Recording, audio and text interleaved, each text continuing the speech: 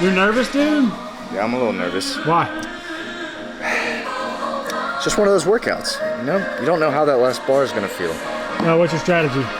I'm just going to go smooth. I'm going to go unbroken, and I'm going to see what does go smooth happens. mean? Stay calm. I'm mainly going to focus on my breathing. I'm actually going to break up the jump rope, and that's probably it. Nice. All right, we'll see how that does for you, Big D. Let's get this bread. Let's get this bread indeed, Brandon. What does that mean? Go get the money, get the cheese. Was he being serious about breaking the double unders? Does he break? I guess we'll find out. Yeah, we'll find out. We'll find out. So there are 4 different intervals here with a 1-minute rest in between, but these are speed-based intervals. You need to move quickly if you want to have a good time here. For David, he's pretty good at overhead squats, something that he's been working on, so I assume that he's going to be pretty aggressive on those. Starting with 75 double unders, for those that have like really solid jumping mechanics or really comfortable with the jump rope, I think that that's going to be pretty easy. Someone like me, and I've talked about this in a previous video that we did for this series, that's really tough. So I'm thinking about maybe holding on for the first couple of rounds, but I wouldn't be opposed to breaking if it means that I can keep fast chest to bars and fast overhead squats. So for those that are like me, just keep that in mind. It's not the end of the world if you have to break those. Now, moving from double unders to the chest to bars, being a sprint workout where there's only 3 movements and then you get a rest, the transitions have to be as fast as possible. And the goal here, I think, for most higher level athletes needs to be unbroken chest to bars right into the barbell. For those that maybe are intermediate or not as great at chest to bars, have 1 break in that first set if possible. 4, 5. Really good transition back to the bar or to the barbell for this first set. Pick up, squat snatch your first one if you can. David's got a pretty good movement speed here. I would really work in your warm-up on spreading your feet a little bit wider than normal so your hip crease is just below parallel so you're kind of tight, and then moving as quickly as you can. So 1:30 for that first one. 90 seconds for the first one. Now the question is can he keep that as the weight goes up? It's on David to move or to put the new weight on. So it goes from 95 pounds to the mid now to 135 pounds. It is a pretty big jump in one set. When warming up for this, we'll have these notes and compete, but I would warm up to that final barbell. So make sure you do a couple reps at that final weight just so you feel comfortable, but don't do a full set. You don't have to do 10 overhead squats at 225 or 145 for that last set. All right, so he's going to start here at 230, and it's going to be the same thing. He's going to start with the jump rope. You can see he switched his rope here, which is allowed. This next set being crossover singles, it's a little bit harder to have a really fast and aggressive pace with crossovers. I think it's just something you don't want to make mistakes on. But everyone has been so trained. If you follow Compete or if you have an individual coach with Training Think Tank, you've been working on these almost on a regular or weekly basis. We have them either in our extra credit or in the actual training every single week. So you should be pretty comfortable with this. The hard part, I think, will be the crossover double unders, which come up in the next round. You could tell David's worked on this a lot. He's got really good hand position. Oh, and as soon as I said that, Chris, he trips. Why'd you do that to him? I know, I screwed him over. I will say that was a great job by David not to freak out there, just to reset and go. One of the faults that most people have with kind of the higher skill movements is as soon as they break something like a crossover single, they kind of panic and then rush right back into the next set and they trip again. So like he took that deep breath, started right away. Really good job by him.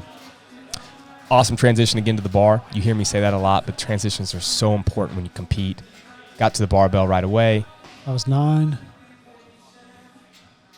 I wonder if he and Max talked about that and breaking the chest to bars starting in that second round as the barbell gets heavier. I think if you're really good at chest to bars, you can keep those unbroken. You'll be fine, especially at 135 or 85 pounds for the ladies in this set. But some people may get really fatigued, and it's going to be hard to hold the barbell. 5, 6. Man, he looks focused. Still very, very smooth and calm. Like your voice, Chris. Thank you, Brandon. All right, good sets here. He's going to keep this unbroken again. All right.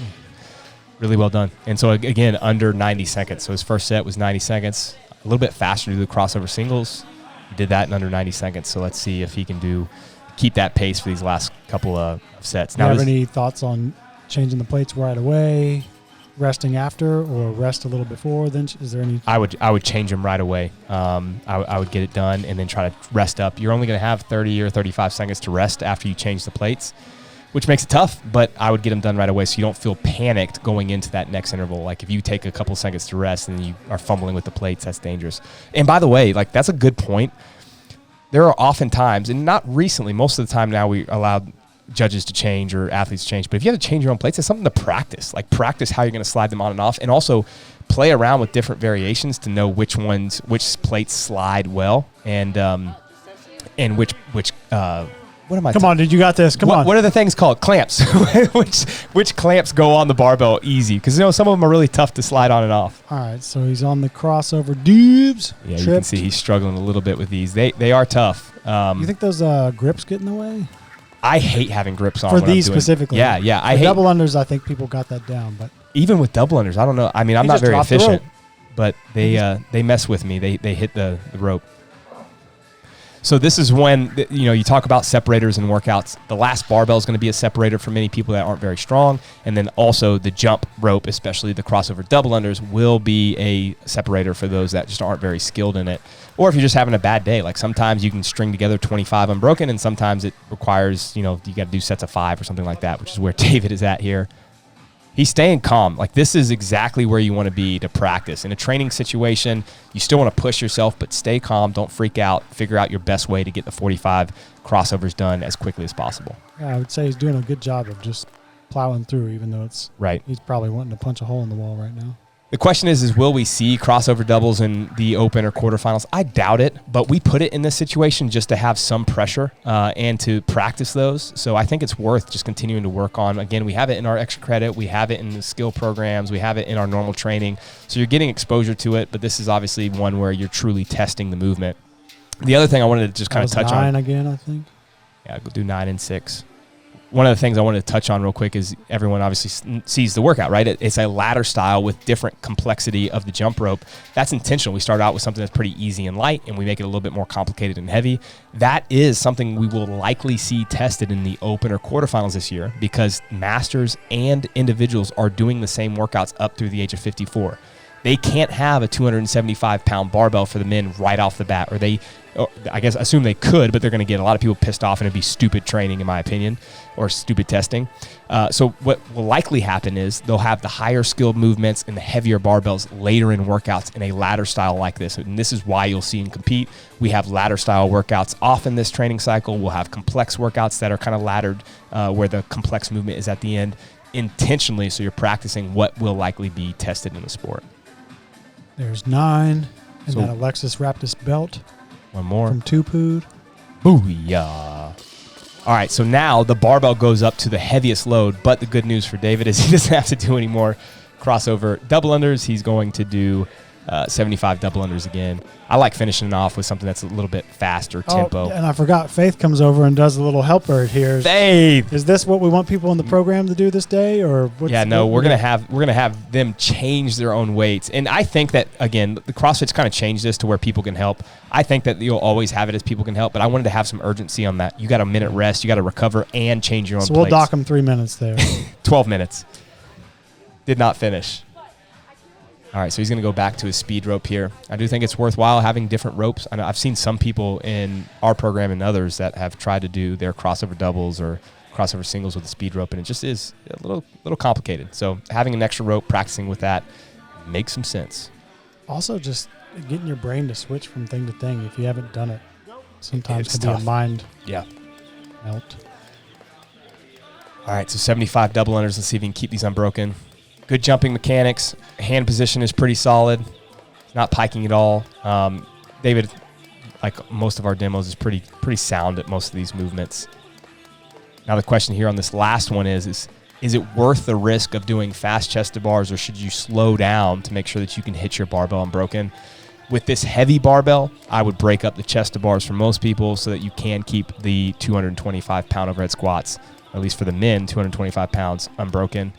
Because if you drop the barbell, you're automatically, even if you picked it up right away, it's 5 to 10 seconds. And most people probably rest 20 to 25 seconds. So break these up as needed. An elite level athlete that's just really confident with 225, they could keep these unbroken. But most people, I think, would be better off breaking. 5. 6, 7, 8, 9. There's the break. So he's kept 9-6. He did 15 unbroken in the first round, and then he did 9-6 the last 3 rounds. Let's see if he does 6 again. Yep. Still look good. So, I mean, his cadence is fine. His butterfly is perfectly fine. I think he did that just intentionally to keep the barbell unbroken. All right, going for the 225. Got a little bit of a crowd forming over Yep. here. So we talk about separators. There are 2 big separators in this workout. It's going to be the crossover doubles, which we already talked about, and then again this last barbell. So even though you want to go fast in the beginning, you need to bank some time. Those athletes that can get right onto the barbell quickly, get the barbell overhead and start their squats, I mean, it can pay off. It's just you're taking a risk because if you miss a rep, you miss your snatch getting it overhead, that's going to cost you a lot. He does the clean and jerk. I think that's actually pretty smart here. Just make sure he's stable. 2. All right, man. Positions look pretty good. For those that will do this and compete, especially that are strong enough to do this load, I'd really encourage you guys and gals to push this. See if you can do them unbroken. Even if you look, if you fail, you take a risk. You fail on your 8th one. That's totally fine. Like then you know exactly what you need to train for and how to train it in the next couple of weeks before we get into the open and before we get into quarterfinals, which you're probably going to see a load like this either overhead or in the front rack position. There's 10. Little grindy, but he did it. Oh, you can see he's pumped too. Well done, man. All right, let's see what Dave had to say. Whoa, baby! How was it? It was good. It was good. I messed up a lot of crossover dubs. Not sure why, but it's all right. Try to stay composed, even through all my misses. I think that's the number one thing. Any advice for the people doing it at home? Stay calm. You can get worked up. Even if it's just 3 movements, 1 round at each weight, stay calm. Even those first barbells, they might feel light. Stay calm, remember to breathe. Yeah. Man. Is there a way that people would mess this workout up? If you trip on the jump ropes and try Besides that, like obviously. and try to go right into it. Oh, okay. I tried that and I kept missing. I took a second, I really breathed, took a deep breath, went right into it. Other than that, I think blowing yourself up for the overhead squats and the 185 bar. If you blow up on the 185 bar, especially if you're gonna do big sets on chest to bar, it's a no-no. It's a no-no. It was a good workout though. Thanks, DB. Peace.